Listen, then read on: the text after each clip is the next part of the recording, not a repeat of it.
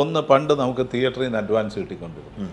ഇപ്പോൾ 5 പൈസ കിട്ടത്തില്ല. 5 പൈസ കിട്ടൂല. ഓടിക്കഴിഞ്ഞാലേ കിട്ടും. പിന്നെ ഫൈനാൻസ് എടുത്തിട്ടാണ് നമ്മൾ ചെയ്യുന്നത്. ഒരു ഫൈനാൻസ് എന്ന് പറയുന്നത് 4% പലിശയ്ക്കാണ് ഈ പടം എടുക്കുന്നത്. മാസം പലിശ. 1 കോടി രൂപയ്ക്ക് 4 ലക്ഷം രൂപയാണ് പലിശ മാസം. അത് രണ്ടാമത്തെ കാര്യം. പിന്നെ മൂന്നാമത്തെ കാര്യം എന്ന് പറയുന്നത്, ഈ പടം റിലീസ് ചെയ്യുമ്പോൾ ഏതെങ്കിലും രീതിയിൽ OTT വല്ലതും വിറ്റിട്ടുണ്ടെങ്കിൽ അവർ നമുക്ക് പൈസ തരുന്ന 6 മാസം 8 മാസം കൊണ്ടാണ്.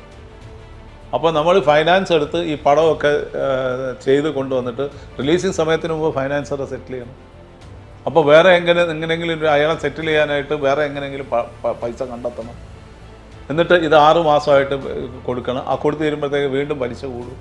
ഓക്കെ.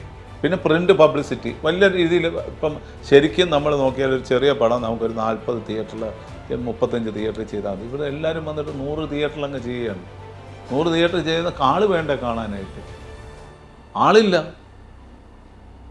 അപ്പോൾ അത് വേറൊരു നഷ്ടം.